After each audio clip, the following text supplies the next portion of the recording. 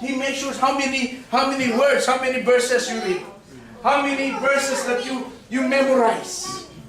No? And then sabi niya rito, He brought me through the waters were to the ankles. Then, sabi niya, He tried different levels of water. He tried different levels of water. Una, sa ankle, sa knees, and to the loins. Loins yung bewang. Di ba? So, dito, ankle deep. Nung tayo makakilala sa Panginoon, nasa ankle deep pa tayo. No? Yung tubig, hanggang dito pa lang. And I remember si Heinz, yung bata, meron siyang swimming pool na maliit. Gano'n lang yung laro niya. Yung tampi-tampisaw, yan, ganyan. Di ba? Tampi-tampisaw lang, gano'n lang yung laro niya noon. No? Gano'n din tayo. Nung tayo makakilala sa Panginoon, nag-i-enjoy lang tayo. Sumusabay-sabay tayo sa mga nakakatanda. Di ba? O sama ka, may gawain. Sama ka, di ba? Napipicture out yung sarili nyo. Di ba? Sama ka kasi meron tayong kainan. No? Di ba? At doon sa kainan, nakaupo ka lang, naghihintay ka, may magpe-pray. Tama? Yung mga nakakatanda sa iglesia. Nakuha po ba? Uncle Dick. Uncle Dick, you try to enjoy. Kasi alam nyo, nung tayo makakilala sa Panginoon, ewan ko, kung sino rito nakaranas na nung kumilala siya Panginoon, 3 buwan, nakikita niya kung paano kumilos ang Diyos. Ano? Nakita niyo ba yun? Na nung ikaw ay makakilala, yung 3 months mo na yun, puro answered prayer. Amen? You enjoy. You enjoy. Uncle Dick pa lang, pero wala kang, ay, na-solve na ni Lord. Ay, nasagot na ni Lord. Nakukuha po ba? Amen? But as you go, no? As this man measured another cubit, no? So siguro nagbasa ka na ng maraming Bible, nakabasa ka na ng Old Testament. It goes now to the needed.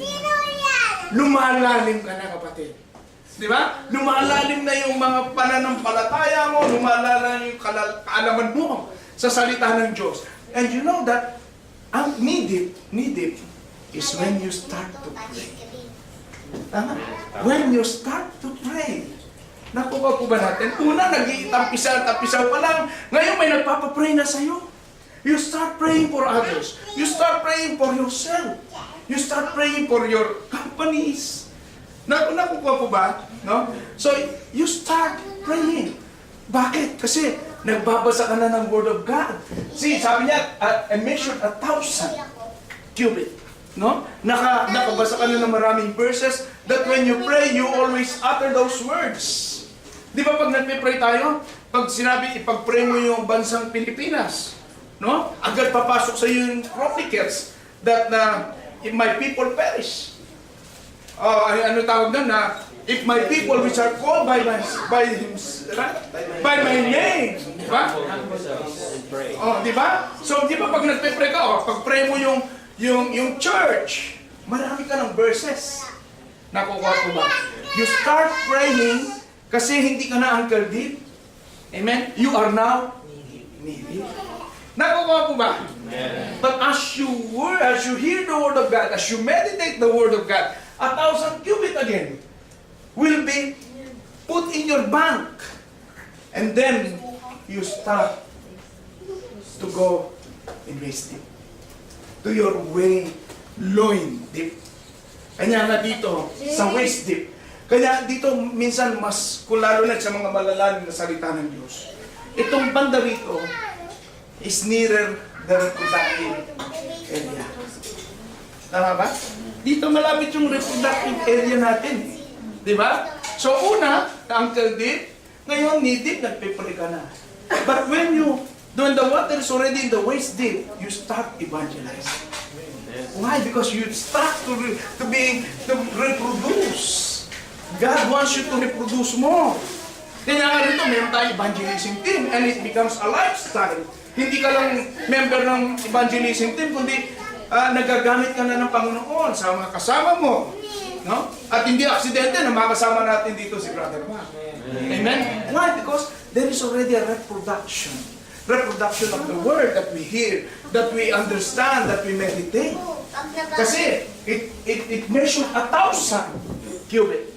Amen? As we allow this 1,000 cubit of words being embedded in our minds, in our hearts. Amen? Hindi lang tayo nagiging ankle deep, knee deep, waist deep. Nakukuha po ba? Di ba? You tried different levels of water, but as you try waist deep, nagagamit ka na nila. No? Nagiging mabunga ka na. No? Namubunga ka na. Nagagamit ka na sa pagsasalita. Nag-share ka na ng Word of God. Nagdadala ka na ng mga anak ng magiging anak pa ng Diyos. Amen? Nakukuha po ba? Maliwanag po ba? Amen. He tried different levels of water. Sa anong punto tayo nandito? Are we ankle deep? Are we knee deep? Or are we on the waist deep? O, ano ba? Anong deep na tayo? Amen? O, pride deep? Ano ba yan? Deep pride. Di ba? Di ba? Pansinin nyo ang sarili nyo nung kayo'y pumilala sa Panginoon. Sama-sama lang kayo. You are now in the ankle deep. Pero nung nag-start ka na mag-pray, no? Kasi marami ng impact, marami ka ng mga words na pumapasok sa iyo. Then, amen, lalo ka nagiging masigasig sa pag-aaral ng salita ng Diyos. Tama? And as we try to study the Word of God, nagiging wasted na tayo. Hello? Kanya nga yung line means here a Word of God. And that line, as you measure 1,000 cubit, becomes ankle deep, knee deep, and waist deep. Amen? He tried different levels of water. But look at verse 5. Verse 5, sabi niya rito, afterward he measured 1,000, and it was a river that I could not pass over. It was a river that I could not pass over, for the waters were risen, waters to swim in, a river that could not be passed over. Tingnan po natin. Yung kanina yung tubig na sa ankle natin, can we control the water? Yes, we can control the water. If the water is on our knee deep, can we control the water? Yes, we can control the water. If the water is in our waist deep, can we control the water? Yes. Amen. Diba? We are still under control. Nakukuha pa ba natin? We are still under control. Amen? That, as we said that the river is a symbol of the Holy Spirit, we still allow ourselves to control the Holy Spirit. Amen? Ibig sabihin, kinukontrol pa natin, kaya pa natin, ako pa rin ang nakaupo sa sarili ko. Amen? Gusto kong mag-share bukas sa makalawa. Amen? Buhay ka pa. Buhay ka pa, ibig sabihin, buhay ka pa na yung sarili mo pa ang nasusunod. Amen? Pero kailangan bilang anak ng Diyos, kailangan patay na tayo. Amen? Patay na tayo in the sense dito sa verse 5, sabi niya afterward, he measured 1,000 that I could not pass over. Ano ibig sabihin nito? Yung tubig ba hanggang dito na? Yung tubig ba hanggang dito? Yung tubig, lampas tao na. Amen? Lampas tao na. Tandaan nyo, dito, sinasabi, he experienced the deepest water. Nung na-experience yung deepest water, can he control the water? No. Di ba? Can you control the water when you are in the deep water? Mahirap na. Di ba? Kasi lagpas na sa'yo. Amen? And kung ito'y lagpas na sa'yo, beyond your own ability. Hello? Beyond your own ability, na yung tubig na yung nagpo-control sa sarili mo. Amen? At sabi niya, you end to support yourself. Patay ka na. Patay ka na. Amen? Pansinin mo ang patay. Ito, ilang beses ko na sinasabi. Ano ang meron sa patay? Maliwanag. Amen? Ano ang meron sa patay? Pakwan. Maraming tao, masaya. Di ba? Ano pa meron sa patay? Pagkain. Pera. Maraming pera. Ibig sabihin, pagpatay ka na, no? Hindi ka na uubos. Maraming tao. Amen? At hindi lang yun. Pagdating sa libing, ang patay, nauuna lagi. Meron ba nakita natin patay na nato sa hulihan? Wala. Even sa libing, yung patay laging nasa unahan. Amen? Ibig sabihin, kung patay ka na, no? yung patay na tao, kanina sa unahan. Amen? At hindi lang yun, bago ang damit ng patay. Amen? Bago ang sapatos. Amen? Bago ligo na, hindi pa kakaligo nyo. Amen? Bago makeup. See? Kung ang Kristiyano ay patay na, amen? Ibig sabihin, he is already over. No? Hindi na siya ang nagkokontrol sa sarili niya, kundi ang banal na spirito na ang nagkokontrol sa sarili niya. Amen? At pag ikaw nagkokontrol, kita mo, you have given yourself to the will of the river. You have given yourself to the will of the Holy Spirit. Hello? Di ba? And then sabi niya, you are happy to be carried by the water. Bakit? Kasi pag ikaw nagagamit ng Diyos, kung ikaw ay patuloy na ginagamit ng Diyos, may kagalakan. Amen? Masaya pag ginagamit ka ng Diyos. Masaya pag patay na ang Kristiyano. Amen? Kasi hindi na siya ang nagkokontrol ng sarili niya, kundi ang banal na spirito na ang nagkokontrol sa sarili niya. Amen? Hello? Amen.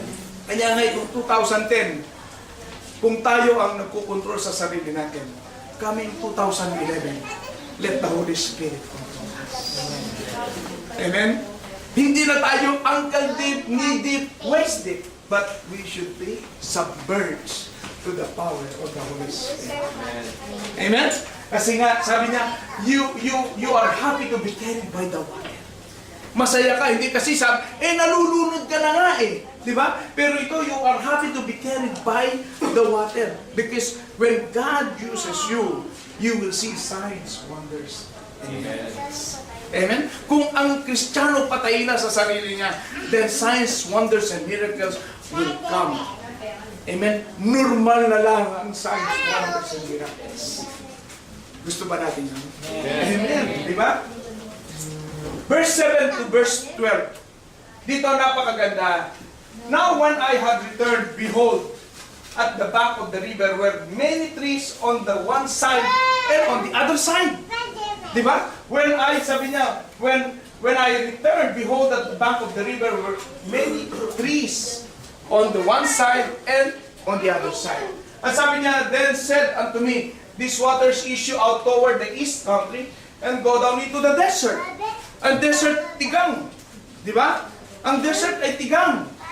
And then sabi niya, and go into the sea, which being brought forth into the sea, the waters shall be healed. Sa tigang na lugar, may kagalingan. Sa tigang na lugar, gagamitin tayo ng Diyos. At ang Middle East ay tigang na lugar. Amen? At dito tayo gagamitin ng Diyos sa tigang na lugar. Ay, sa tigang na lugar. Tama ba? No? And then sabi niya, and it shall come to pass that everything that liveth, which moveth, whichsoever the river shall come, shall live. Kung saan ang presensya ng banal na Espiritu, they shall live. Amen? And then sabi niya, and there shall be a very great multitude of fish. Ano symbol ng fish? Kaluluwa. Amen? Kaluluwa na hindi pa kumikilala sa ating Panginoon. Amen? And then sabi niya, because this water shall come darker, therefore they shall be healed, and everything shall live whither the river cometh. Kung saan nandun ang banal na Espiritu, kung saan nandun ang river, there will be life. Amen? And remember, Jesus is the author of life. I am the way, the truth, and the life. Amen? Kung nasa atin ang Panginoong Jesus, then God will use us to bring life. Amen? Then sabi niya, and it shall come to pass that the fishers shall stand upon it from En-gedi even unto En-eglaim. Then sabi niya, there shall be a place to spread forth nets. So, itong En-gedi and En-eglaim are places where God puts us. Ang Middle East na kung saan dito tayo nilagay ng Diyos, ito yung simbolo ng En-gedi at En-eglaim. Sa tigang na lugar. Napansin nyo? Bakit tayo dinala rito ng Panginoon? Bakit tayo nagpapalakasan dito? Kasi gagamitin tayo ng Diyos sa tigang na lugar. Amen? And then they shall be a place to spread forth nets. Their fish shall be according to their kinds, as the fish of the great sea, exceeding